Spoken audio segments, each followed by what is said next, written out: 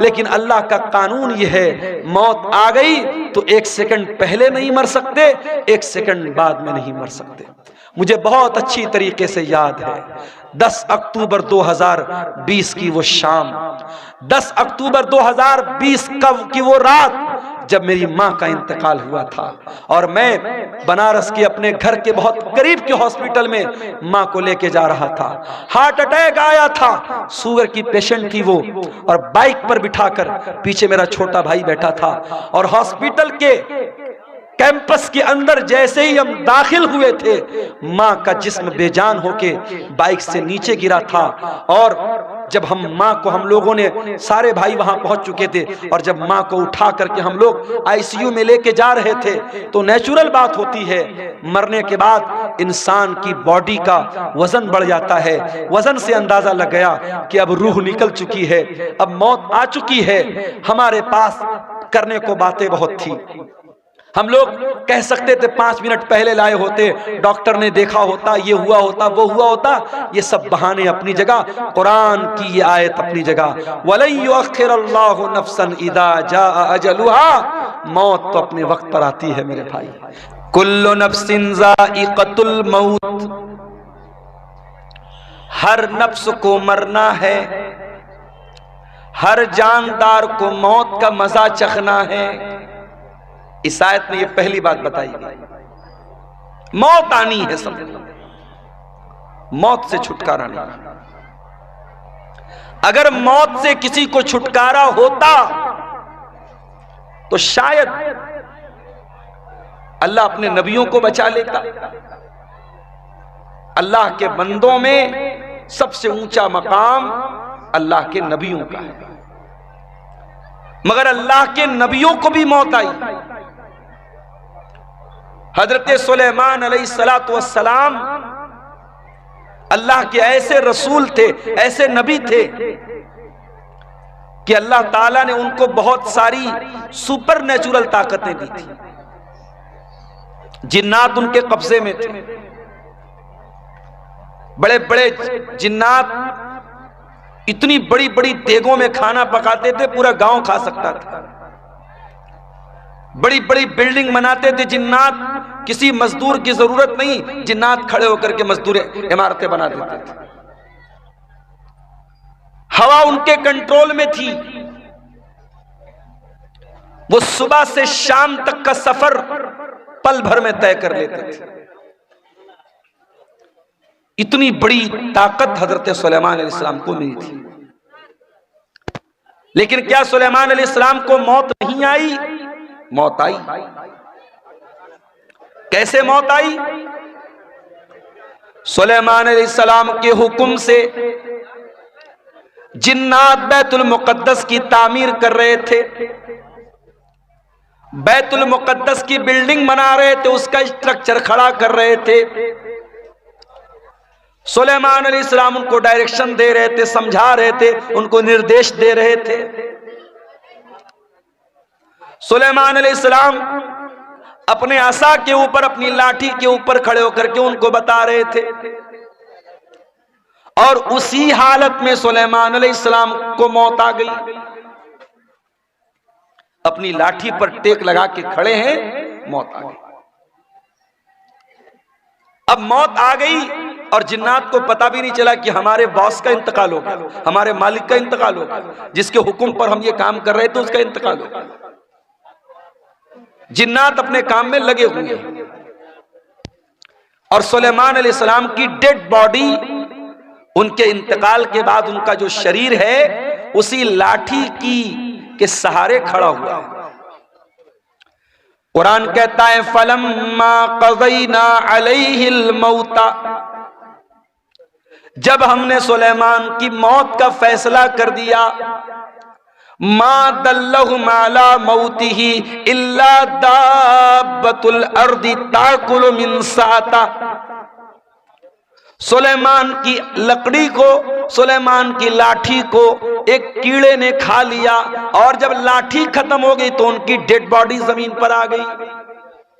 और जब dead body जमीन पर आ गई तब जिन्नात को पता लगा कि हम तो बहुत बड़ी गलतफहमी में जी रहे थे, इनका तो ऑलरेडी इंतकाल हो चुका है। एक पैगंबर को मौत आई। कुरान कहता है कुल्लु नफ्सिन ज़ाइक़तुल मौत, हर नफ्स को मरना है।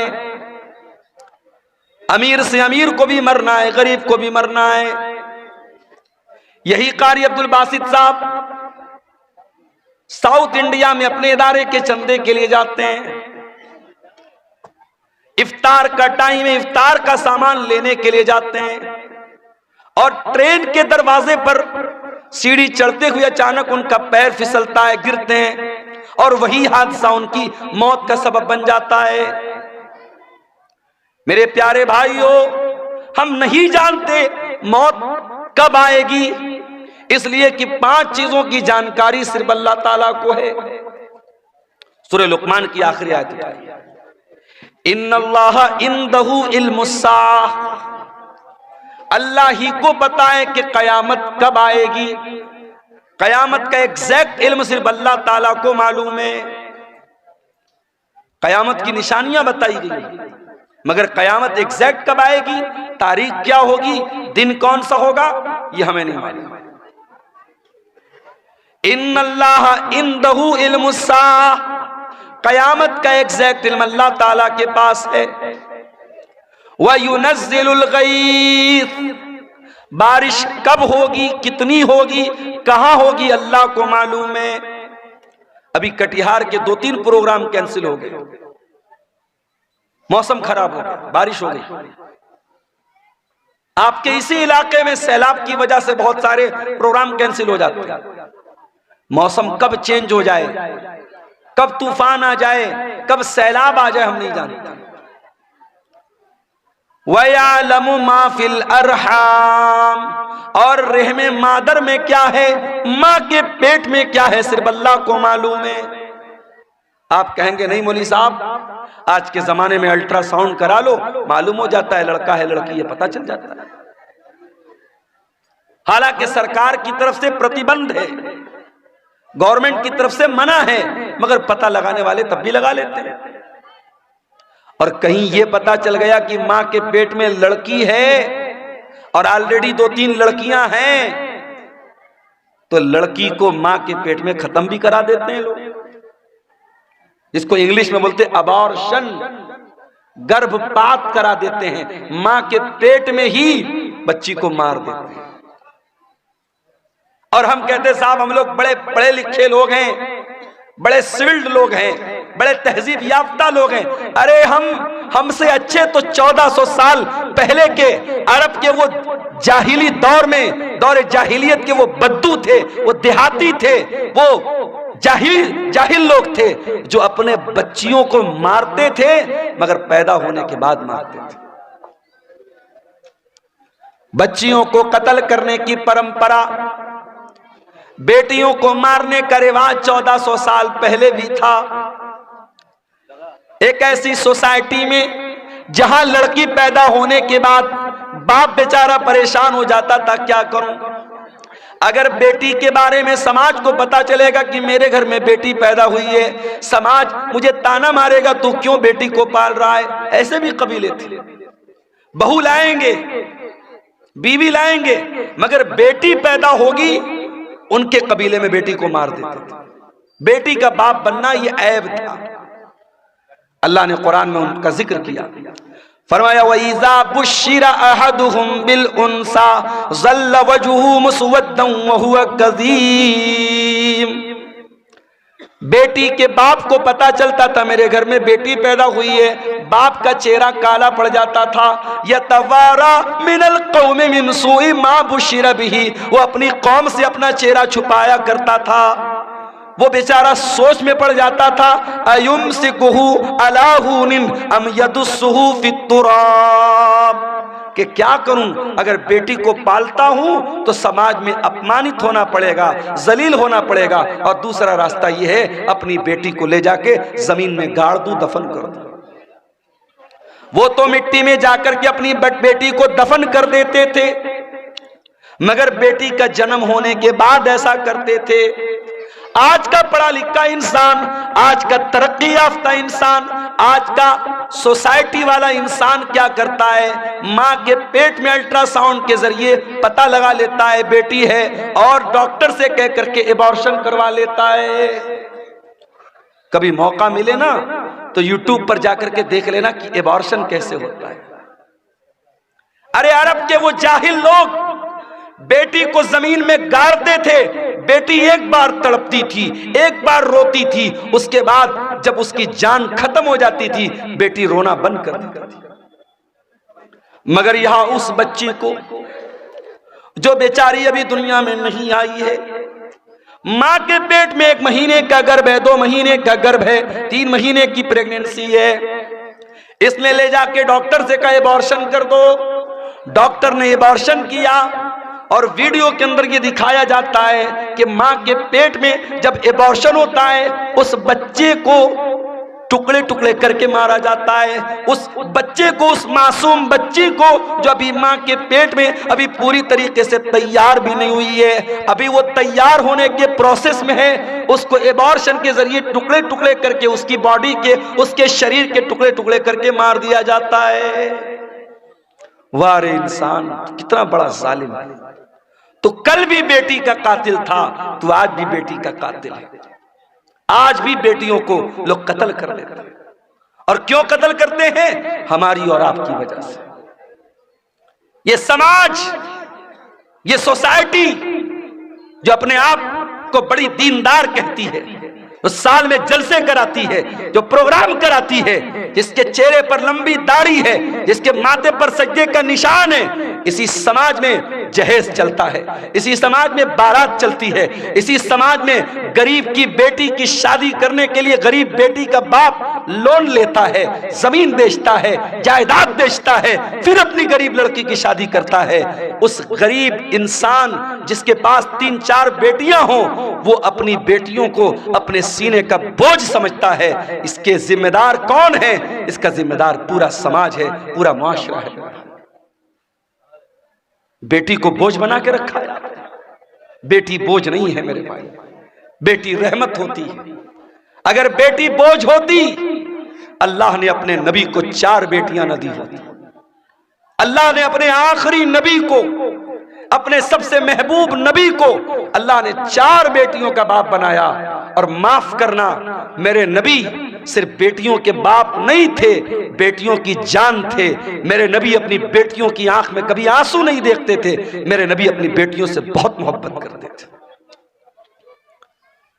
अल्लाह कह रहा है वयालमु मा फिल अरहाम, मां के पेट में क्या है ये मैं ही जानता हूं, कोई नहीं जानता। अल्ट्रासाउंड के जरिए डॉक्टर ये बता देगा कि मां के पेट में होने वाले बच्चे का जेंडर क्या है, लड़का है या लड़की है, लेकिन डॉक्टर ये नहीं बता पाएगा वो बच्चा पैदा होने के बाद दुनिया में कितने दिन जिंदा रहेगा। डॉक्टर ये भी नहीं बता पाएगा वो लड़का हो या बच्चा या बच्ची दुनिया में आने के बाद नेक बनेगा या बुरा बनेगा, नमाजी बनेगा या बेनमाजी बनेगा, मुसलमान बनेगा या काफिर बनेगा, वो क्या बनेगा, उसका कैरेक्टर क्या होगा, उसका मिजाज क्या होगा, अल्लाह सब जानता है। वयअलमु मा फिल अरहाम, रहमे मादर में जो बच्चा है उसका XYZ सब अल्लाह जानता है। और चौथी चीज वमा तदरी नफ्सुम माज़ा तक्सिबु गदा, और कोई नहीं जानता कि वो कल क्या करेगा। आप सोचते हैं कल कहीं प्रोग्राम है, आप पहले से प्लानिंग बना के बैठे कल मुझे प्रोग्राम में जाना है, अचानक कोई मामला आ गया, कोई हादसा हो गया, कोई ट्रेन लड़ गई, कोई बस गिर गई, कोई रोड पे जाम हो गया, कोई मर गया, कोई बीमार पड़ गया, कुछ भी हो सकता है। हम नहीं जानते, हम फाइनल और कंफर्म नहीं जानते कि हम कल क्या करें। एक प्लानिंग करते हैं, एक अंदाजा करते हैं, लेकिन कंफर्मेशन हम नहीं बता सकते कि हम कल क्या करेंगे। और पांचवी चीज वमा तदरी नफ्सुम बिअय्यि अर्दिन तमूत, और कोई नहीं जानता कि वो कहां मरेगा। कारी अब्दुल बासित साहब ने भी नहीं सोचा होगा कि मैं कटिहार के और लाभा ये जिला कौन सा है? कटिहार। कटिहार के घसिया घाट का रहने वाला, क्या उन्होंने सोचा होगा कि मैं साउथ इंडिया में जाके, केरला में जाकर के मेरा इंतकाल हो? नहीं, उनके बच्चों ने नहीं सोचा होगा। कोई नहीं जानता कब मरेगा, कहां मरेगा। तो ये 5 चीजें सिर्फ अल्लाह को मालूम है। और इंसान बेचारा इतना फुदक रहा है, इतना नाज कर रहा है। अरे तुझे मौत आएगी, और ये मौत जब आएगी तेरी औकात तुझको बता देगी। तुझे अपने शरीर पे बड़ा नाज है, अपनी दौलत पे बड़ा गुरूर है। ये बड़े बड़े बादशाह, ये बड़े बड़े मिनिस्टर, ये बड़े बड़े राजा, ये बड़े बड़े जालिम, मौत तो इनको भी आएगी। और इसी देश में हमने देखा, इसी मुल्क में हमने देखा, देश को दंगों की आग में झोंकने वाले, देश में हजारों लोगों के कातिल, हजारों लोगों को मारने वाले, हजारों लोगों के खून की होली खेलने वाले, मौत उनको भी आई है मेरे भाई। और ऐसी मौत आई है, दुनिया ने तमाशा देखा है, बहुत बुरी मौत आई है मेरे अजीजों। मौत इंसान को आएगी। कुल्लु नफ्सिन ज़ाइक़तुल मौत, हर इंसान को मरना है, हर जानदार को मरना है। अभी मैं एक न्यूज देख रहा था,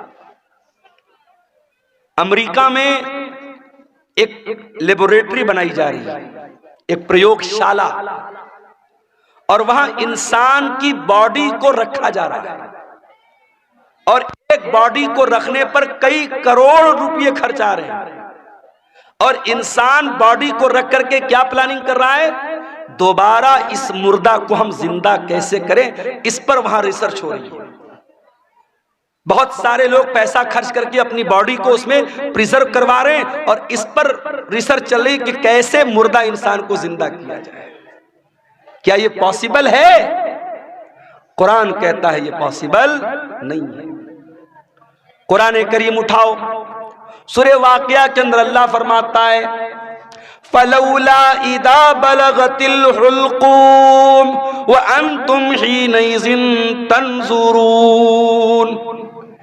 मेरे बंदो, जब तुम्हारी मौत का टाइम आएगा, जब तुम्हारी जान हलक तक पहुंच जाएगी, और तुम देखोगे मरने वाले के जो करीबी रिश्तेदार हैं वो पास में बैठे हुए हैं, और उनके सामने इंसान को मौत आएगी।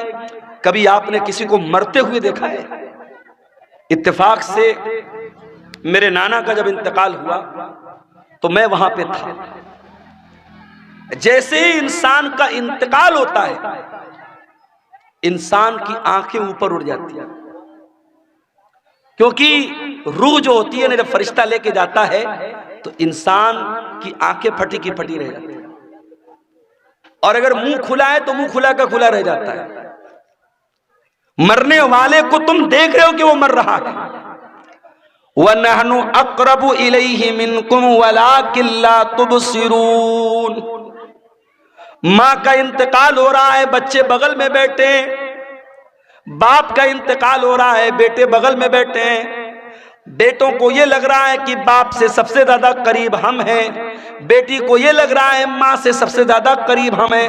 अल्लाह कहता है वनहनु अक़रबु इलैहि मिनकुम वलाकिन ला तुबसिरून, मरने वाले से सबसे ज्यादा करीब हम हैं। फलौला इन कुंतुम गैर मदीनीन तरजिऊनहा इन कुंतुम सादिकीन। ऐ मेरे बंदो, अगर तुमको ये लगता है कि कोई अल्लाह नहीं है, कोई रब नहीं है, कोई मौत देने वाला नहीं है, और तुम किसी के अंडर में नहीं हो, तुम किसी के पावर में नहीं हो, तो जरा मरने वाले को दोबारा जिंदा करके दिखा दो, जरा रूह को वापस डाल के दिखा दो। नहीं कर सकते। मुर्दा जिंदा नहीं हो सकता मेरे भाई। जो मर गया वो मर गया, अब मरने के बाद दोबारा उसके अंदर जान नहीं डाल सकते। ये है मौत। और कभी गौर करना, मौत हमारी बेबसी बताती है। जब हमारा इंतकाल होता है ना, दुनिया में मैं आपके सामने आया हूं, कुर्ता पायजामा सदरी पहन के आया हूं। मरेंगे तो क्या पहनेंगे? कफन पहनेंगे। दुनिया में नहाने जाएंगे, कोई लक्स से नहा रहा है, कोई लाइफ बॉय से नहा रहा है, कोई सिंथॉल से नहा रहा है, कोई अलग अलग ब्रांड के साबुन इस्तेमाल कर रहे हैं। जाड़े का मौसम है, हम गर्म पानी करके नहा रहे हैं। घरों में जो पैसे वाले लोग हैं गीजर लगवाते हैं, गर्मी का मौसम है, ठंडे पानी से नहाते हैं। मर गया बेचारा, कुछ नहीं बोलता। गरम से नहलाओ, ठंडे से नहलाओ, साबुन के साथ नहलाओ, बिना साबुन के नहलाओ, कुछ नहीं बोल सकता। दुनिया में नहाता था, अपना अलग एटीट्यूड था, आधा आधा घंटे तक नहाता रहता था। चेहरे के लिए अलग फेस वॉश था, बॉडी के लिए अलग बॉडी वॉश था, बालों के लिए अलग शैम्पू था। लेकिन आज मरने के बाद आज इतना बेबस है इंसान, दूसरे उसको नहला रहे हैं, उसके रिश्तेदार उसको नहला रहे हैं। वो बेचारा ये कहने की ताकत भी नहीं रखता कि मैं तो लक से नहाया करता था, तुम मुझे बैर की पत्तियों से क्यों नहला रहे हो? मैं तो फला साबुन से नहाया करता था, मेरा फेवरेट साबुन कहाँ है, मेरा शैम्पू कहाँ है, मेरा बॉडी वॉश कहाँ है, मेरा फेस वॉश कहाँ है?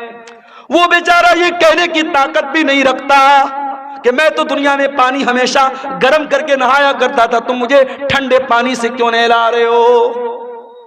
दुनिया में नहाता था, बाथरूम में पैक होकर के नहाता था, आज उसके नहलाने वाले, उसके घर वाले उसको नहला रहे हैं, उसके बदन का कपड़ा भी नहीं उतर रहा है, कैंची से उसका कुर्ता काटा जा रहा है, कैंची से उसकी बनियान को काटा जा रहा है, उसका तहबन उतारा जा रहा है, उसका अंडरवियर उतारा जा रहा है। आज उसकी शर्मगाह को दूसरे लोग खोल करके नहला रहे हैं। अल्लाह अकबर, कितनी बेबसी है मेरे भाई। नहला दिया गया, अब कफन का नंबर आया। इस्लाम की तालीम देखो, अमीर आदमी को भी वही कफन देना है, गरीब को भी वही कफन देना है, वही सूती कपड़ा है, वही सफेद चादर है। दुनिया में बहुत रंगीन रंगीन पहन करके चला करता था, ब्रांडेड कपड़े पहना करता था, महंगे कपड़े पहना करता था। आज मरने के बाद उसी सूती चादर में, उसी सूती चादर में तुझको कफनाया जा रहा है, उसी सूती कफन में तुझको कफनाया जा रहा है।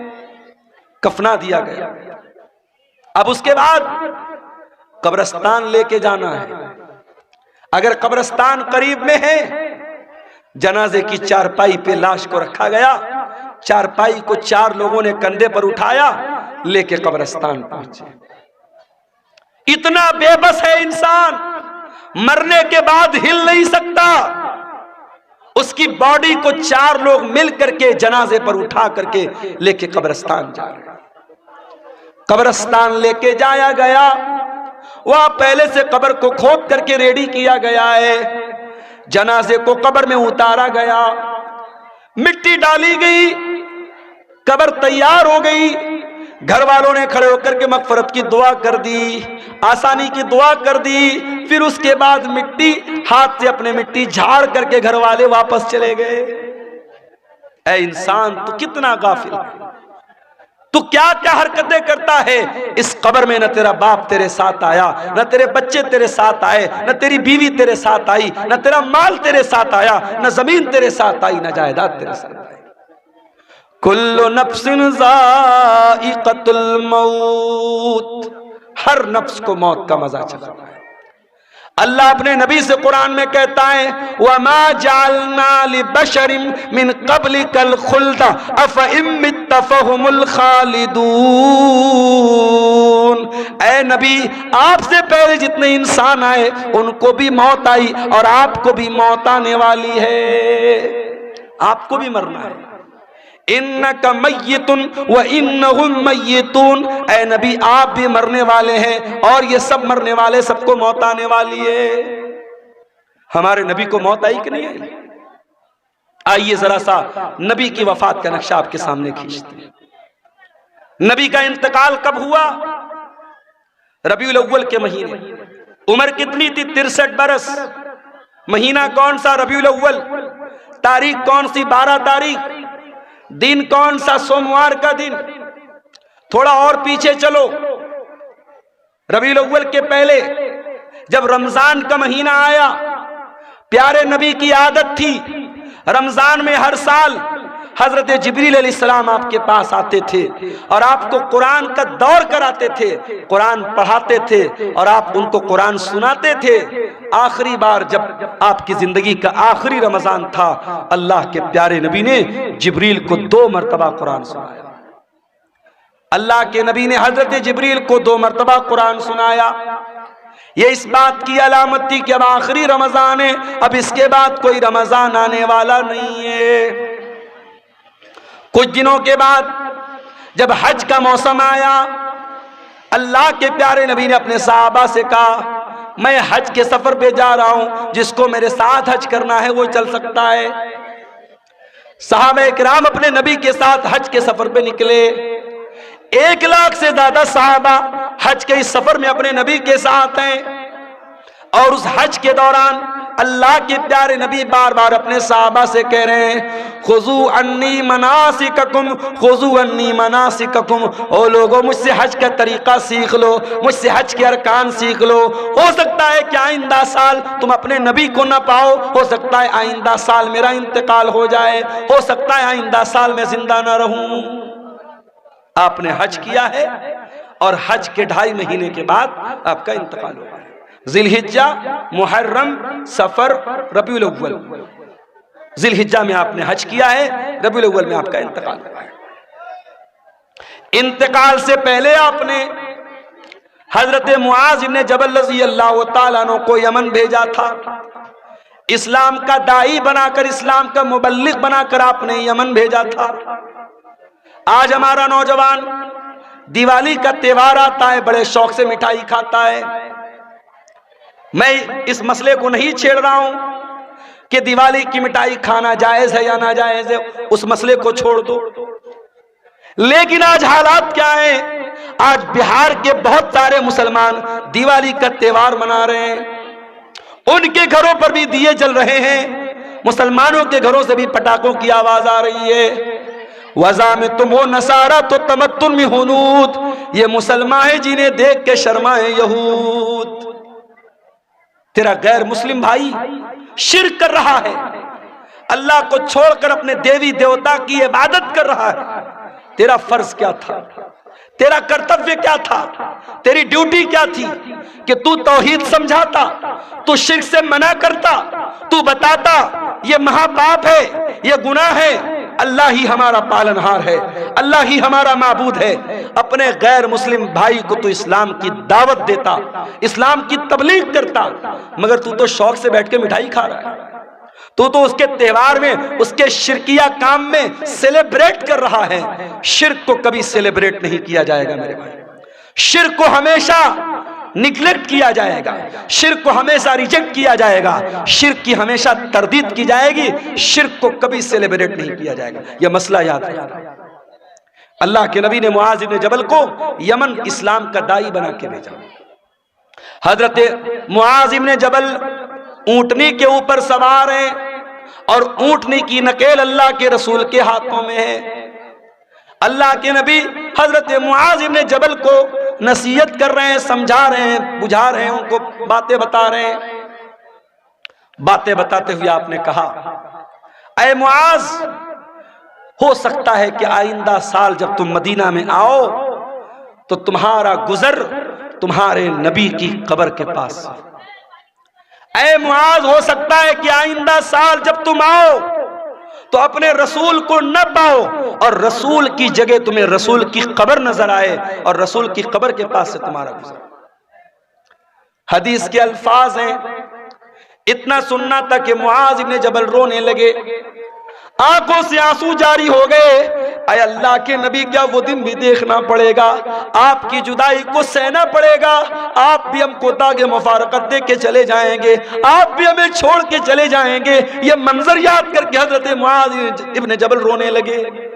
जब वो रोने लगे तो अल्लाह के प्यारे नबी ने मदीना की तरफ इशारा किया, मदीना की तरफ इशारा किया और आपने फरमाया, ऐ मुआज इब्न जबल, इन्ना औलन नास बी अल मुत्तकून मन कानू वहैसु कान।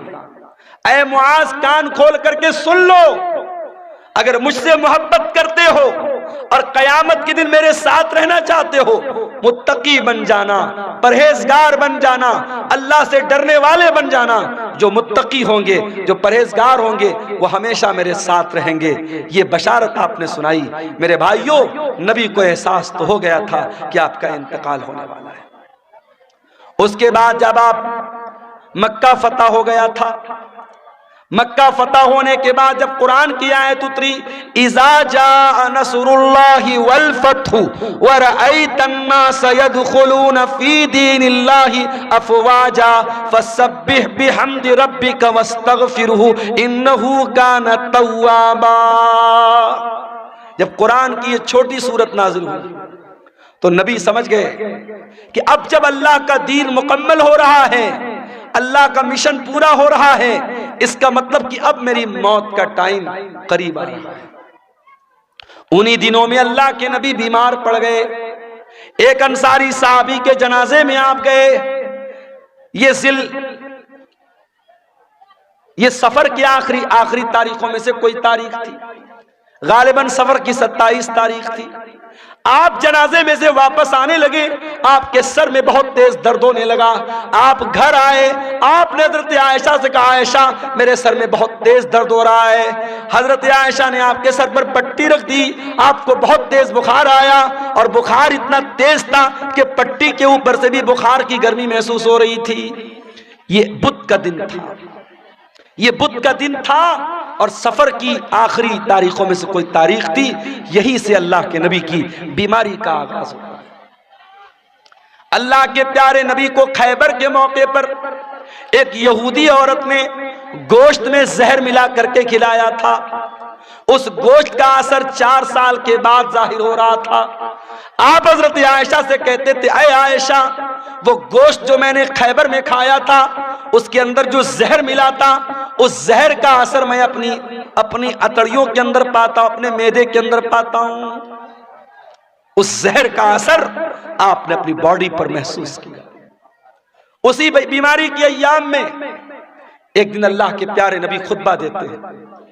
सहाबे किराम का मजमा बैठा हुआ है, अल्लाह के प्यारे नबी खुतबा दे रहे हैं और खुतबे में आप कहते हैं, इन्नल्लाह खय्यरा अब्दन, अल्लाह ताला अपने एक बंदे को इख्तियार दे रहा है, अपने एक बंदे को चॉइस दे रहा है कि ऐ मेरे बंदे, तू चाहे तो दुनिया की नेमतों को ले ले और चाहे तो तू मेरे पास आ जा और उससे अच्छी नेमतें मैं तुझको दे दूं। तो अल्लाह के उस बंदे ने अल्लाह के पास जाने को पसंद कर लिया। अभी इतना बयान किया था आपने कि अबू बकर सिद्दीक ज़ारो कतार रोने लगे और रोते हुए कहने लगे, फदैना का भी आबाइना व उम्महातिना, हमारे माँ बाप आपके ऊपर फिदा हो जाएं, हमारे माँ बाप आप पर कुर्बान हो जाएं। अबू सईद खुदरी कहते हैं, हमें बड़ी हैरत हुई कि अल्लाह के प्यारे नबी तो एक कॉमन बात बता रहे, एक आम बात बता रहे हैं, इसमें रोने की क्या बात है? ये अबू बकर क्यों रो रहे हैं और रोते रोते ये क्यों कह रहे हैं कि हमारे माँ बाप आपके ऊपर कुर्बान हो जाएं? मगर हमको बाद में पता चला कि अल्लाह के प्यारे नबी अपनी बात कर रहे थे कि अल्लाह ताला मुझको अपने पास बुलाना चाहता है। उसी खुतबे में आपने कहा, ऐ लोगों, कान खोल करके सुन लो, मेरे ऊपर सबसे ज्यादा अगर किसी का एहसान है, उसके माल का, उसके टाइम का सबसे ज्यादा अगर किसी ने एहसान किया है, अबू बकर सिद्दीक ने किया है। ओ लोगों, अगर मैं दुनिया में किसी को खलील बनाता, अबू बकर को खलील बनाता, मगर मैं अल्लाह का खलील हूं, अल्लाह ने मुझे अपना खलील बनाया है। ऐ लोगों, मस्जिद में जितने लोगों के दरवाजे खिड़कियां हैं सब बंद कर दिए जाएं, सिवाय अबू बकर के घर के दरवाजे के। अबू बकर का जो दरवाजा मस्जिद में खुलता है उसको बंद न किया जाए, वो दरवाजा ओपन रहेगा, वो दरवाजा खुला रहेगा। ये नबी के आखिरी दिनों की बात है मेरे भाई।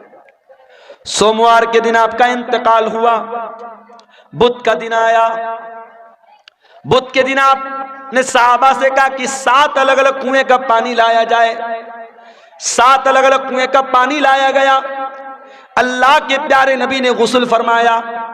गुस्ल करने के बाद आपने अपने सर के ऊपर पट्टी बांधी और आप मस्जिद में आए और मिंबर पर चढ़े और आपने खुतबा दिया और उसी खुतबे में आपने फरमाया कि ओ लोगो, मेरे अंसारी साहबा, मेरे अंसार साहबा के साथ तुम कभी गलत सलूक मत करना।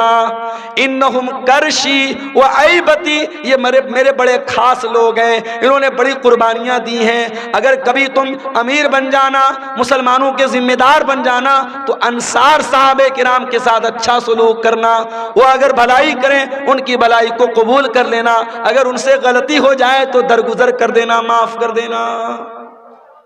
जुमेरात का दिन आया, नबी ने ज़ुहर पढ़ाई, नबी ने असर पढ़ाई, नबी ने मगरिब पढ़ाई, और मगरिब की नमाज में आपने सूरतुल मुरसलात की तिलावत की। इशा का टाइम आया, हजरत बिलाल आए, अय अल्लाह के नबी नमाज का टाइम हो चुका है, लोग आपका इंतजार कर रहे हैं। आपने कहा पानी लाओ, पानी लाया गया, आपने गुस्ल किया, गुस्ल करने के बाद आप खड़े हुए, थोड़ी दूर आगे बढ़े, चक्कर खा के गिर पड़े। होश आया, पूछा सल्लन्नास, क्या नमाज हो गई? लाहुम यंतज़िरूनका या रसूल अल्लाह, अय अल्लाह के नबी, लोग आपका इंतजार कर रहे हैं, अभी नमाज नहीं पढ़ी लोगों ने। फिर आपने गुस्ल किया, फिर आप उठ करके जाने लगे, फिर गशी तारी हो गई, फिर गिर पड़े। 3 बार ऐसा हुआ, 3 बार चक्कर खा के अल्लाह के प्यारे नबी गिर पड़े जमीन के ऊपर।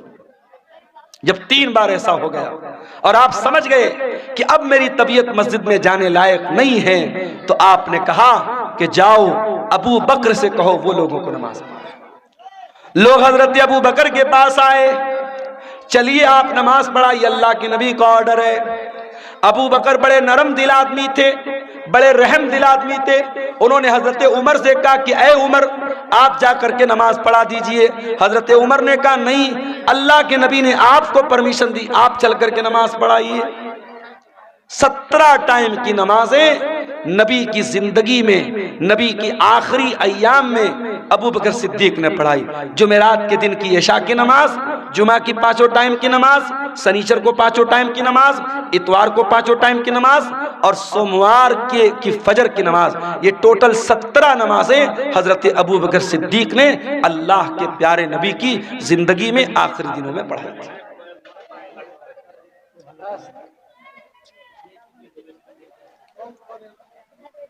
शनिचर का दिन आया, नबी की वफात के 2 दिन पहले, शनिचर का दिन।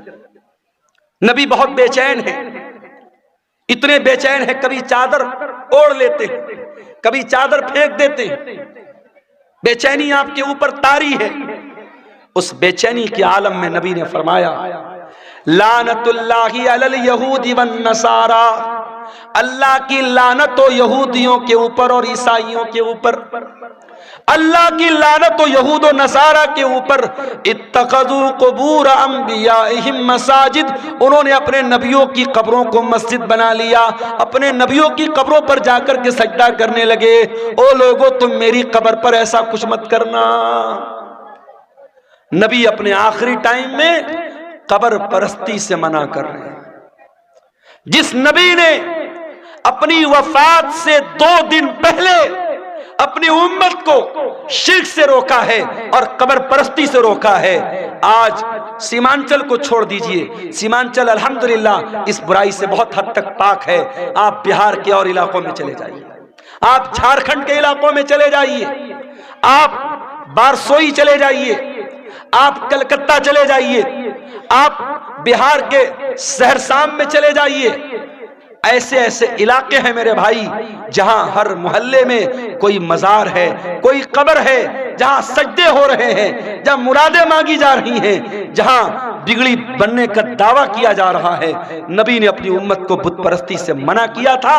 आज नबी के मानने वाले, नबी के उम्मती जगह जगह कब्रों की पूजा कर रहे हैं और कब्र की इबादत कर रहे हैं। उसी शनिचर के दिन अल्लाह के प्यारे नबी ने अपने सहाबा से कहा कि कोई कलम ले आओ, कागज ले आओ, मैं कोई तहरीर लिख के दे देता हूं ताकि तुम मेरे बाद गुमराह मत हो जाना। अब जब नबी ने यह बात कही कि कलम ले आओ, कागज ले आओ, मैं कुछ लिख देता हूं, तो अब सहाबे किराम में आपस में इख्तिलाफ हो गया। कुछ सहाबा ने कहा कि नबी की हालत बहुत कमजोर है, आपकी सिचुएशन बहुत कमजोर है, बीमार हैं आपको अभी ये तकलीफ देने की जरूरत नहीं है। हमारे पास कुरान है, अल्लाह के नबी की हदीस है, वो काफी है, हमें किसी और तहरीर की जरूरत नहीं है। कुछ लोगों ने कहा जब अल्लाह के नबी खुद कह रहे हैं कि कलम ले आओ, कागज ले आओ, मैं लिख देता हूं तो ले आओ। इस बात पर आपस में झगड़ा होने लगा, बहस होने लगी। और जब बहस होने लगी, अल्लाह के नबी ने कहा चले जाओ यहां से। नबी ने सबको वहां से हटा दिया। इसका मतलब यह हुआ कि अगर वो बात इतनी इंपॉर्टेंट होती, इतनी अहम होती कि उसके बगैर मुसलमानों का काम न चलता, तो नबी सहाबा से ये ना कहते कि चले जाओ, नबी कहते ले आओ, मैं हर हाल में लिख के दे देता हूं। नबी ने नहीं लिखवाया, इसका मतलब कि वो बात पहले से आप बता चुके थे, वो बात कोई इतनी इंपॉर्टेंट बात नहीं थी। इतवार का दिन आया, नबी की वफात से एक दिन पहले करीब नबी ने अपने सारे गुलामों को आजाद कर दिया। नबी के घर में जितने हथियार थे, तलवार थी, ढाल थी, ज़रा थी, सब आपने मुसलमानों के लिए वक्फ कर दिया। इतना ही नहीं, आपके घर में 7 दीनार थे, आपने उनको भी सदका खैरात कर दिया। इतवार के का दिन गुजारने के बाद जब रात आई है और चिराग जलाने के लिए तेल की जरूरत पड़ी है, तो अम्मा आयशा कहती है मेरे पास तेल नहीं था, मुझे पड़ोसी से मांगना पड़ा, तब जाकर मोहम्मद रसूलुल्लाह के घर में चिराग जला है, रोशनी हुई है। अल्लाह अकबर।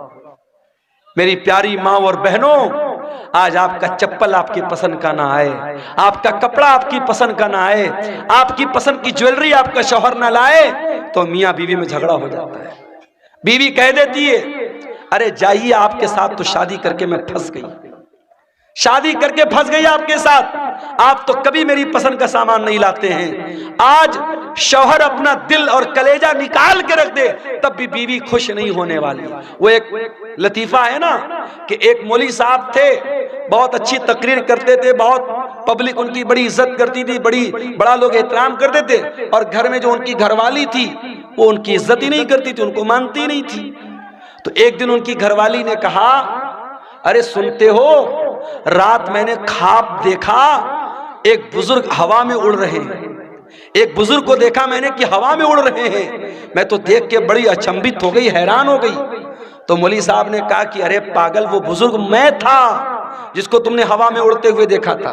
कहा अच्छा आप थे, इसीलिए थोड़ा टेढ़ा टेढ़ा उड़ रहे थे, सीधा नहीं उड़ रहे थे। तो बीवी कभी शौहर की तारीफ करने को तैयार नहीं होती है, ये मिजाज होता है मेरे भाइयों बीवियों का। लेकिन आप देखिए नबी की बीवियों ने कैसी जिंदगी गुजारी। नबी ने अपनी बीवियों को कोई लग्जरी लाइफ नहीं दी, कोई शानदार घर नहीं है, कोई शानदार कपड़ा नहीं है, कोई शानदार फर्नीचर नहीं है। नबी की हयात का आखिरी दिन है और नबी के घर में जो चिराग जल रहा है, चिराग की बत्ती का तेल भी उधार मांग के लाया गया है। सोमवार का दिन आता है, नबी अकरम की जिंदगी का आखिरी दिन है। अल्लाह के प्यारे नबी फजर की नमाज का टाइम होता है, बिस्तर से उठते हैं, अपने कमरे के दरवाजे पर आते हैं, पर्दा हटाते हैं, सामने सहाबे किराम नमाज पढ़ रहे हैं, अबू बकर सिद्दीक नमाज पढ़ा रहे हैं और सहाबे किराम नमाज पढ़ रहे हैं। ये मंजर देख करके अल्लाह के नबी बहुत खुश होते हैं और आपके चेहरे पर मुस्कुराहट आ जाती है। आप जब मुस्कुराने लगते हैं तो सहाबे किराम नमाज की हालत में अपने नबी की मुस्कुराहट को महसूस कर लेते हैं। सहाबे किराम समझ जाते हैं कि अल्लाह के नबी अपने कमरे के दरवाजे पर आए हैं। सहाबे किराम ताली बजाने लगते हैं, लुकमा देने लगते हैं हजरत अबू बकर सिद्दीक को कि जल्दी से पीछे चले आओ, अल्लाह के नबी आ चुके हैं। लेकिन जब अल्लाह के नबी ने महसूस किया कि सहाबे किराम चाहते कि मैं इमामत कराऊं, तो आपने इशारा किया कि नमाज पूरी करो, और उसके बाद आपने पर्दा गिरा दिया। ये आखिरी नजर थी, सहाबा कहते हैं आखिरी दीदार था जो हमने अपने नबी का किया था। फजर का टाइम खत्म हुआ, चाश्त का टाइम शुरू हुआ, सूरज आसमान की तरफ बुलंद होने लगा। जैसे जैसे सूरज बुलंद हो रहा है, चाश्त का टाइम हो रहा है, मोहम्मद रसूलुल्लाह की तकलीफ बढ़ रही है मेरे भाई। आपने अपनी बेटी हजरत फातिमा को बुलवाया, हजरत फातिमा ने आकर के अपने बाप को तकलीफ में देखा, फरमाया वाह करबा अबता, हाय मेरे अब्बा जान की तकलीफ।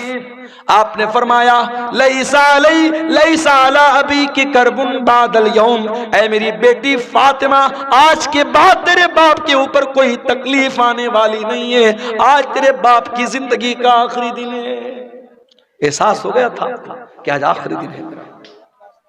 फिर आपने हजरत फातिमा के कान में कहा, ऐ फातिमा, मैं बहुत जल्द दुनिया से जाने वाला हूं, मैं छोड़ करके तुमको दुनिया से जाने वाला हूं, तेरा बाप तुझसे जुदा होने वाला है। ये सुन करके हजरत फातिमा की आंखों से आंसू आ गए।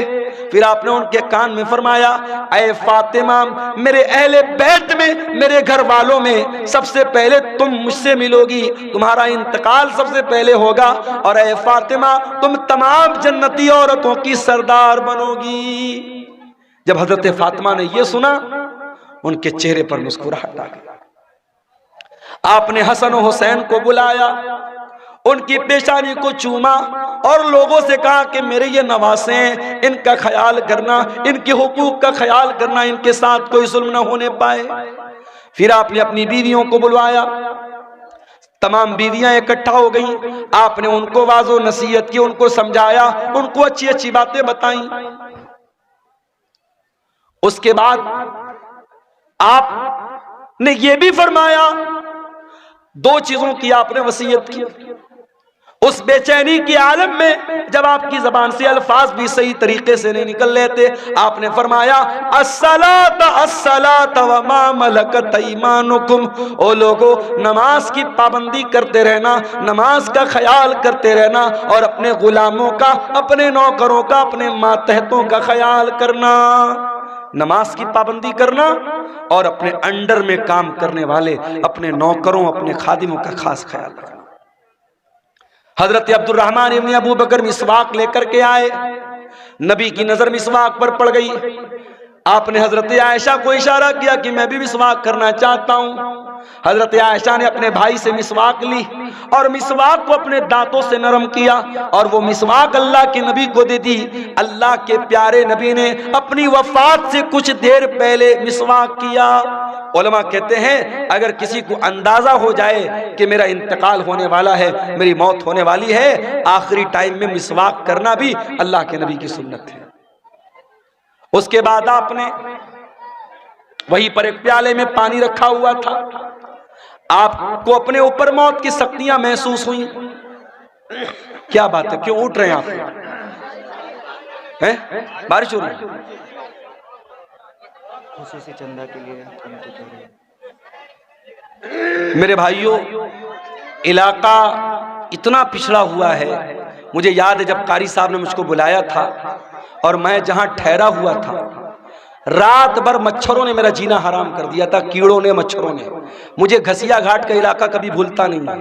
और मैंने कहा था कि इतना पिछड़ा इलाका बहुत कम देखने को मिलता। अब तो माशाअल्लाह रास्ते वास्ते भी बन गए, कुछ तरक्की हुई है। इस इलाके में ये कारी अब्दुल बासित साहब ने ये इदारा खोला है और आप जानते हैं ये जलसा इदारे के चंदे के लिए जलसा हो रहा है। ये बार बार बताने की जरूरत नहीं है।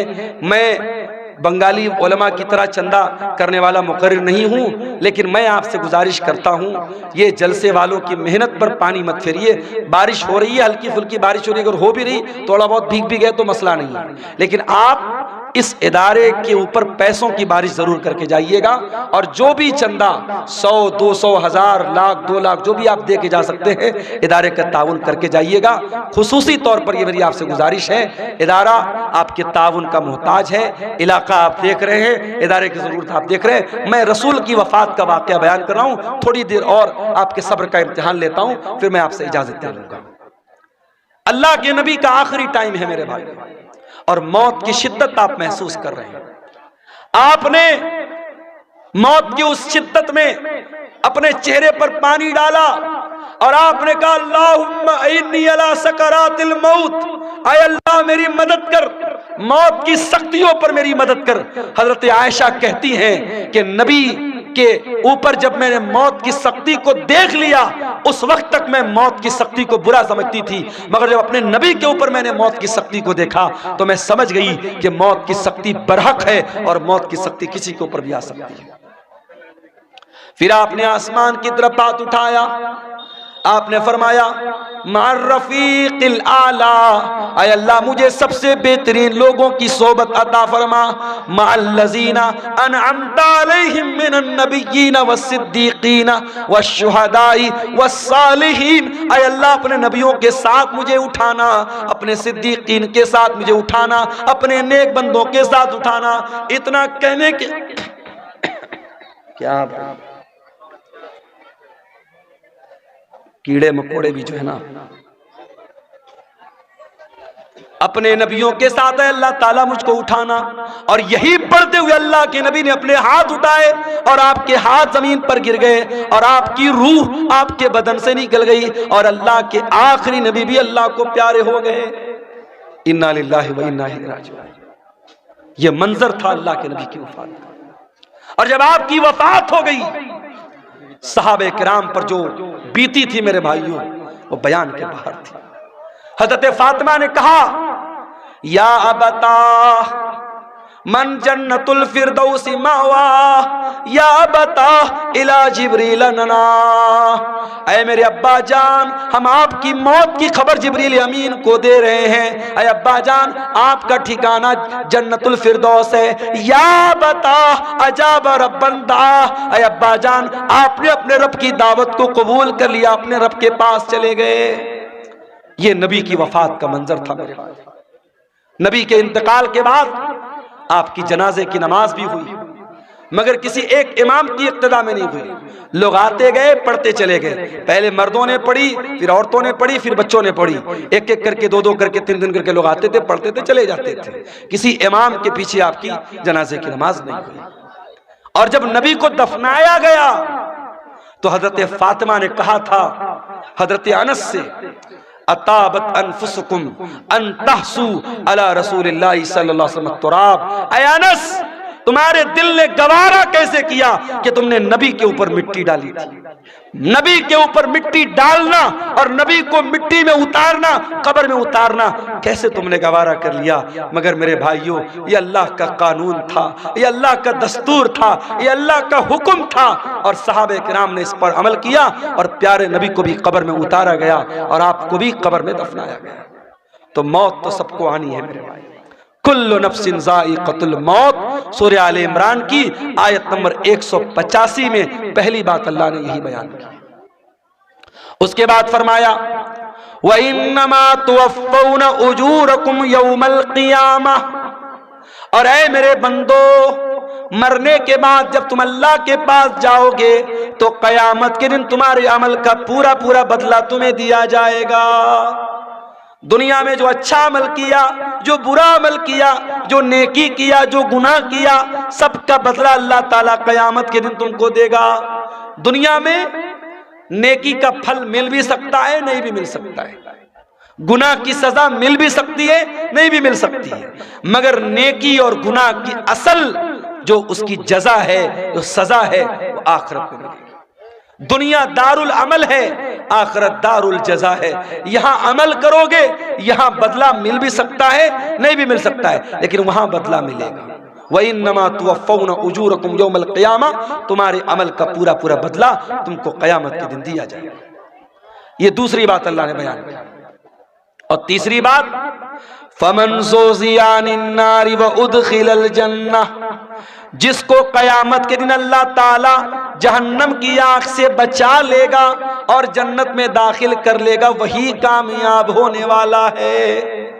दुनिया में कितनी दौलत थी, कितना पैसा था, कितना नाम कमाया था, कितना स्मार्ट था, कितना हैंडसम था, उसकी बीवी कैसी होती, उसके बच्चे कैसे थे, ये हमारी नजर में कामयाबी हो सकती है, मगर अल्लाह की नजर में कामयाबी क्या है। फरमाया फमन ज़ुज़िया अनिन नार, क़यामत के दिन जिसके बारे में अल्लाह की अदालत में यह फैसला हो जाए कि इसको जहन्नम में नहीं डालना है, इसको जन्नत में डालना है, वही कामयाब होने वाला है।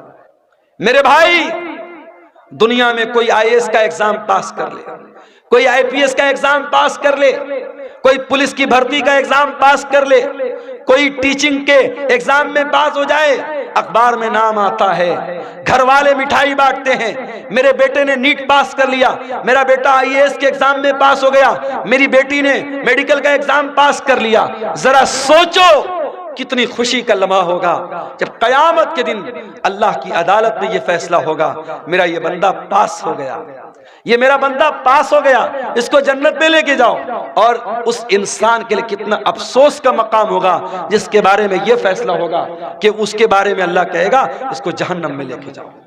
मेरे अजीजों, कामयाबी ये है, इस कामयाबी को हासिल करना है, इसके लिए हमें मेहनत करना है। जहन्नम से हम कैसे बच जाएं और अपने परिवार को हम कैसे बचा लें, इस पर हम मेहनत करें, इस पर हम काम करें, ये करने का काम है। इसीलिए अल्लाह कुरान में कहता है कू अनफुसकुम व अहलीकुम नारा, ऐ ईमान वालो अपने आप को और अपने घर वालों को जहन्नम की आग से बचाओ। दुनिया की आग से बचा लिया तो कौन सा कमाल किया। दुनिया की आग में इंसान एक बार जलेगा, जल के खत्म हो जाएगा, मगर कयामत के दिन की जो जहन्नम की गर्मी होगी मेरे भाइयों, वो बार बार जहन्नम की आग में इंसान को जलाया जाएगा, तड़पाया जाएगा। जहन्नम का अजाब सहन नहीं कर सकते हम, बर्दाश्त नहीं कर सकते हम। जब बर्दाश्त नहीं कर सकते तो कुरान कहता है जहन्नम की आग से अपने आप को बचाने की तैयारी। और चौथी बात जो इस आयत में अल्लाह ने बयान की, फरमाया वमल हयातुद दुनिया इल्ला मताउल गुरूर, दुनिया की जिंदगी तो धोखे का सामान है। जिस दुनिया के चक्कर में पड़कर तुम अल्लाह को भूल के बैठे हो, जन्नत को भूल के बैठे हो, रसूल को भूल के बैठे हो, आखिरत को भूल के बैठे हो, ये दुनिया तो धोखे का सामान है। दुनिया तो धोखे का सामान है मेरे भाई। दुनिया ने आज तक किसी के साथ वफा नहीं की। बड़े बड़े राजा आए, महाराजा आए, अपने महल में सोने चांदी के बर्तन में खाते थे, आज कब्र के नीचे दफन हैं, उनके महल खंडर बन गए, उनका नामो निशान दुनिया से मिट गया। ये दुनिया बेवफा है, बेवफा थी और बेवफा रहेगी। दुनिया से इश्क मत करो मेरे भाई, दुनिया से इश्क मत करो। दुनिया गद्दार है, दुनिया बेवफा है। दुनिया की हैसियत क्या है? हारून रशीद बहुत बड़ा खलीफा है, अपने दौर के बहुत बड़े आलिम अल्लामा इब्न सम्माक के पास आता है और कहता है इमाम साहब, मैं अमीरुल मोमिनीन हूँ, मैं मुसलमानों का खलीफा हूँ, मैं चाहता हूँ कुछ नसीहत कर दीजिए, कुछ समझा दीजिए, कोई कीमती बात बता दीजिए। इब्न सम्माक ने कहा अमीरुल मोमिनीन बुरा मत मानिएगा, मैं बस एक सवाल आपसे करना चाहता हूँ।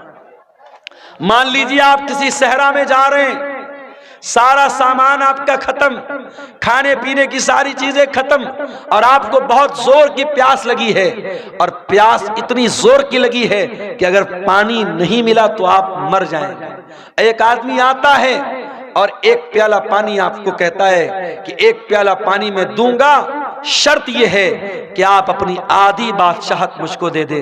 तो ऐ अमीरुल मोमिनीन आप क्या करेंगे?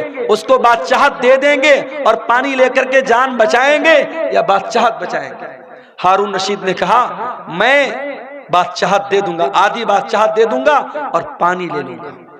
इब्ने सम्माक ने कहा अमीरुल मोमिनीन पानी आपने पी लिया, पानी बॉडी के अंदर रुक गया, पानी थम गया, पेशाब लगा है मगर पेशाब का रास्ता बंद हो गया, पेशाब नहीं निकल रहा है, आपको दर्द हो रहा है, तकलीफ हो रही है, अगर पेशाब न हुआ तो आप मर जाएंगे, जिंदगी के आखिरी कगार पे पहुंच गए। अब एक दूसरा इंसान आया, उसने कहा हारून रशीद मैं तेरा पेशाब जो रुका है उसको खोल सकता हूं, तेरा पेशाब हो जाएगा, तेरे बदन में जो पानी रुका है बाहर निकल जाएगा, कंडीशन ये है कि तू अपनी आधी हुकूमत मुझको दे दे। तो क्या आप उसको दे देंगे? हारून रशीद ने कहा हाँ मैं दे दूंगा।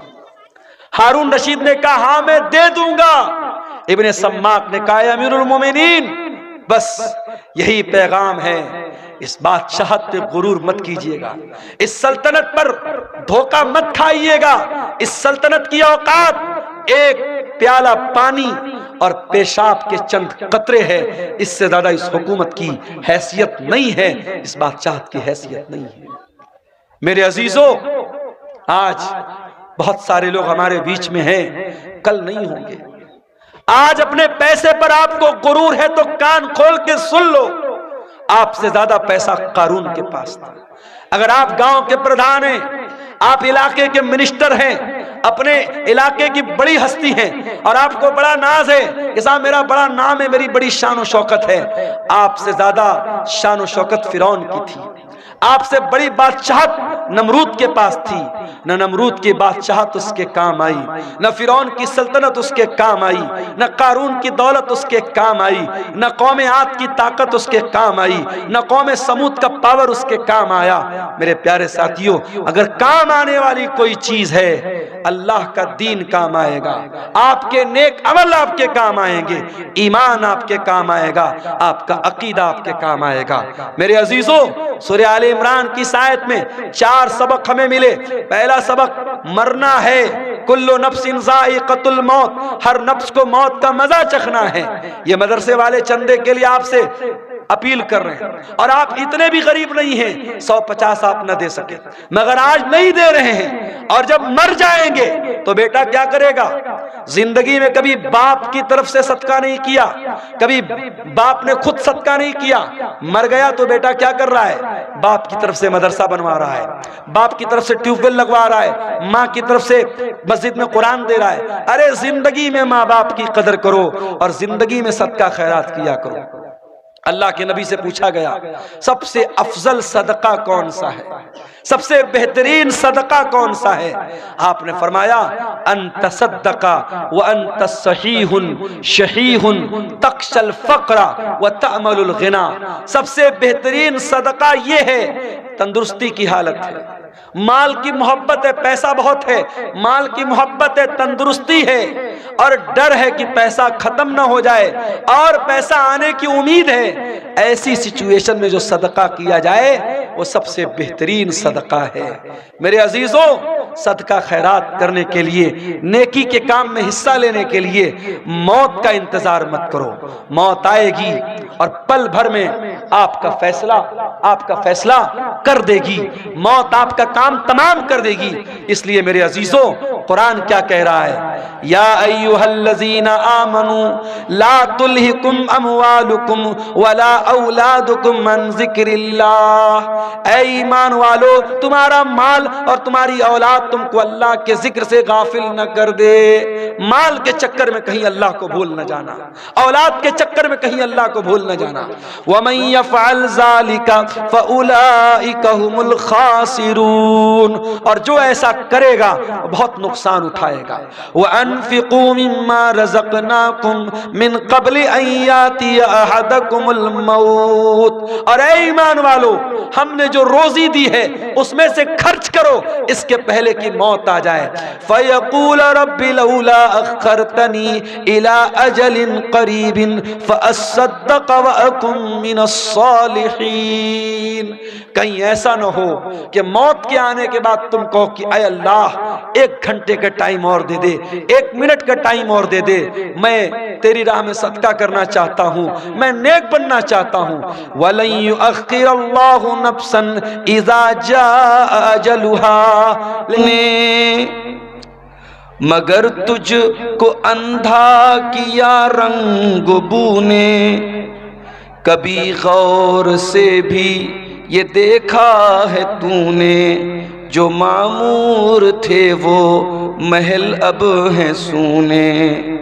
जगह जी लगाने की दुनिया नहीं है, ये इबरत की जा है, तमाशा नहीं है। मिले खाक में अहले शां कैसे कैसे, मकी हो गए ला मका कैसे कैसे। हुए नाम वरबे निशा कैसे कैसे, जमी खा गई आसमां कैसे कैसे। जगह जी लगाने की दुनिया नहीं है, ये इबरत की जा है, तमाशा नहीं है। अजल ने न किसरा ही छोड़ा न दारा। अजल कहते हैं मौत को। अजल ने न किसरा ही छोड़ा न दारा, इसी से सिकंदर सफाते बिहारा। हर एक को छोड़ के क्या क्या हसरत सिधारा, पड़ा रह गया सब यही ठाट सारा। जगह जी लगाने की दुनिया नहीं है, ये इबरत की जा है तमाशा नहीं है।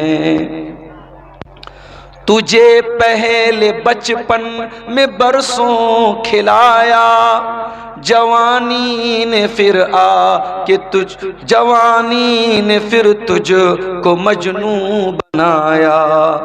बुढ़ापे ने फिर के क्या क्या सताया, अजल तेरा कर देगी बिल्कुल सफाया। जगह जी लगाने की दुनिया नहीं है, ये इबरत की जा है तमाशा नहीं है। यही तुझको धुन है रहूं सबसे बाला, हो जीनत निराली हो फैशन निराला। जिया करता है क्या यूं ही मरने वाला, जिया करता है क्या यूं ही मरने वाला। तुझे हुस्न ज़ाहिर ने धोखे में डाला, जगह जी लगाने की दुनिया नहीं है, ये इबरत की जा है तमाशा नहीं है। कोई तेरी गफलत की है इंतहा भी, जुनू छोड़ कर अब होश में आ भी। जगह जी लगाने की दुनिया नहीं है, ये इबरत की जा है तमाशा नहीं है। सदर मोहतरम, उलमाए किराम, मोहतरम बुजुर्गों, नौजवान भाइयों, माँ और बहनों, प्यारे बच्चों, घसिया घाट नाम के इस इलाके में कई साल पहले मैं हाजिर हुआ था और हमारे बड़े मोहतरम कारी अब्दुल बासित साहब रहमहुल्लाह उस वक्त बाहयात थे, उन्हीं की दावत पर मैं आया था। और आज कई साल के बाद उसी मदरसे के प्रोग्राम में मैं आया हूं और कारी अब्दुल बासित साहब अब हमारे बीच में नहीं हैं। उनके दोनों बेटे दिल अब्दुल बासित और जान अब्दुल बासित साहब, इन्हीं दोनों की दावत पर मैं आपके सामने हाजिर हुआ। कुरान हकीम की सूरह आले इमरान की एक आयत मैंने आपके सामने पढ़ी है। उस आयत में अल्लाह ताला ने 3 बातें बयान की और आज की मेरी तकरीर का टॉपिक यही 3 बातें। आइए पहले कुरान की इस आयत का हम तर्जमा, इसका अनुवाद, इसका ट्रांसलेशन हम समझ लेते हैं, फिर बात को आगे बढ़ाते हैं। कुरान करीम की सूरह आले इमरान की आयत नंबर 185, 185 नंबर की आयत। इसलिए अपने नौजवान साथियों से भी कहना चाहता हूं, सीमांचल के जलसों में मैं कहीं कहीं बड़ी बेहयाई भी देखता हूं, सड़कों पर लड़के लड़कियों का जमघट भी देखता हूं, बड़ा ऐसा माहौल में देखता हूं, पूरे इंडिया में वो माहौल कहीं नजर नहीं आता। मेरे भाइयों, ये जलसे, ये प्रोग्राम ठीक है, इदारे वालों के अपने मसाइल हैं, मदरसों की अपनी मजबूरी है, जलसा कराने बगैर उनको चंदा नहीं मिलेगा। जलसा आप कराइए, शौक से कराइए और तकरीर आप कराइए, मगर मैं घसिया घाट के मदरसे के जिम्मेदारों से भी कहना चाहूंगा, और वीडियो बन रहा है, सीमांचल के तमाम मदरसों के जिम्मेदारों से कहना चाहूंगा कि अब बहुत देर हो चुकी है। अब अपने जलसों को थोड़ा सा कंट्रोल कर लो, औरतों का इंतजाम रखो, लेकिन सख्ती से मना कर दो। कोई मेला ठेला नहीं लगेगा, कोई औरतों के सामान की दुकान नहीं लगेगी, कोई सड़क और चौराहे पर मर्दों और औरतों का जमघट नहीं लगेगा। और अगर नहीं कर सकते तो फिर जलसे बंद कर दो मेरे भाई, जलसे बंद कर दो।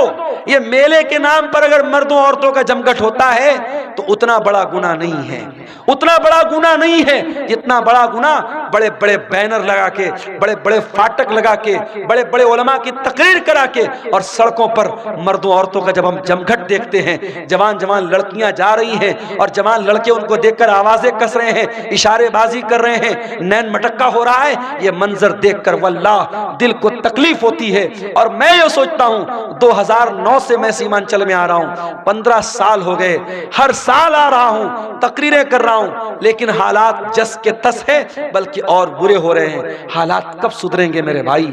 हम कब जागेंगे, कब होश में आएंगे, कब हम चेतेंगे, कब अपने अमल को हम सुधारेंगे? मेरे अजीजों, आज की तकरीर में यही पैगाम दे रहा हूं कि इसके पहले कि मौत आ जाए और ये गुनाह करते हुए अल्लाह के यहाँ हम चले जाएं, अपने अमल की इस्लाह कर लो मेरे भाई, अपनी बुराइयों से तौबा कर लो। और याद रखो, तौबा करने के लिए कल का इंतजार मत करो, जाओ अपने कमरे का दरवाजा बंद करो। जिस तरीके से बैठ करके बंद कमरे में मोबाइल देखते हो, जाओ अपने कमरे की लाइट भी बंद कर दो, दरवाजा भी बंद कर दो, और वजू करके अल्लाह के सामने हाथ फैलाओ और सोचो कि अब तक की जिंदगी कैसी गुजरी थी।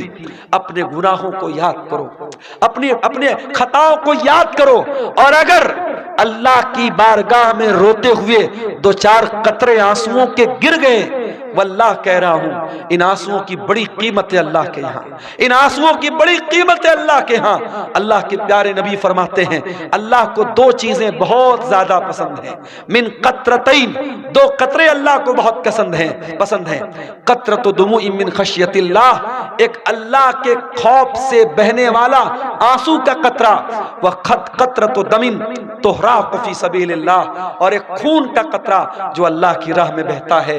मेरे अजीजों, तौबा कर लो, जवानी में तौबा कर लो, अपनी ताकत के दौर में तौबा कर लो। कल बुढ़ापे में तौबा करने का कोई मतलब नहीं होगा। दर जवानी तौबा करदन शेवे पैगंबरी, वक्त पीरी गुर्गे जालिम मी शवत परहेजगार। जवानी में तौबा करो, ये नबियों का तरीका है। बुढ़ापे में तो भेड़िया भी शरीफ बन जाता है, जब मुंह में दांत नहीं, पेट में आंत नहीं, शरीफ बन गए तो कौन सा कमाल किया। ये रात का टाइम है मेरे भाई, ये बड़ा सुहाना वक्त है, बड़ी बरकत वाला वक्त है। इस वक्त हम अल्लाह ताला से अगर तौबा करेंगे, अल्लाह से रुजू करेंगे, मुझे यकीन है अल्लाह जरूर हमारी तौबा को कबूल करेगा। और जब सच्ची तौबा कर लो तो अब तक जो गुनाह का काम करते थे उस गुनाह से बाज आ जाओ, उस गुनाह को छोड़ दो। अगर मोबाइल का गलत इस्तेमाल करते थे, यहीं से तौबा कर लो, नहीं करेंगे। अगर ज़िनाकारी और बदकारी में मुलव्विस थे, अगर इग़लामबाजी में मुलव्विस थे, अगर हराम का कोई कारोबार करते थे, अगर आज मैं भी आ रहा था, रास्ते में हमारी कार के ड्राइवर ने कहा, रास्ते में कई जगह गैर मुस्लिमों का की बस्ती गुजरी, ड्राइवर ने कहा मौलाना साहब एक बात बोलूं आपको। मैंने कहा बताओ।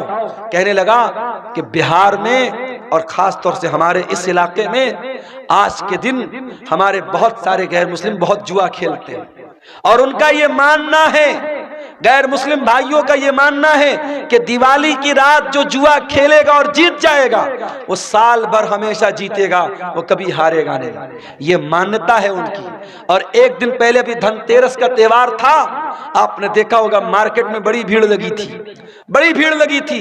धनतेरस वाले दिन हमारे गैर मुस्लिम भाइयों का ये मानना है कि कुछ न कुछ सामान उनको खरीदना है, चाहे झाड़ू ही खरीदेंगे मगर खरीदेंगे। और आज अभी हम लोग चाय पीने के लिए रास्ते में रुके तो एक साहब ने बताया कि दुकानदार फोन पे नहीं ले रहा, वो कैश चाहिए उसको। उसने कहा हम फोन पे से पेमेंट नहीं लेंगे, आज के दिन हम कैश लेते हैं, हम फोन पे नहीं लेते हैं। तो ये हमारे गैर मुस्लिम भाइयों के यहाँ आस्था के नाम पे बहुत सारी चीजें अंधविश्वास हैं जो धीरे धीरे हमारे यहाँ भी आ रहा है।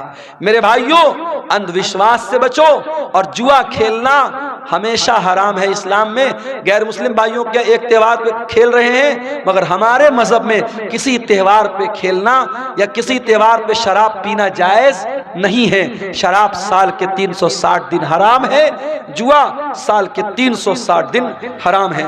तो सूरह आले इमरान की इस आयत की रोशनी में चंद बातें मैंने रखी हैं और मैं अपने आप को बड़ा खुशनसीब समझता हूँ कि कारी अब्दुल बासित साहब, बड़ी मीठी आवाज़ थी उनकी, बड़ी मोहब्बत से बोलते थे। आज उनके बच्चों ने अल्हम्दुलिल्लाह अपने बाप की वरासत को संभाला है, मदरसे को चला रहे हैं। हमारी जिम्मेदारी बनती है, इलाके का पुराना इदारा है और एक बुजुर्ग ने उसको जिंदगी भर सींचा है, आज वो हमारे बीच में नहीं है, उनके बच्चे चला रहे हैं। हम इस इदारे को हम इसका ताउन करें। अल्लाह ताला हम सबको इसकी तौफीक अता फरमाए।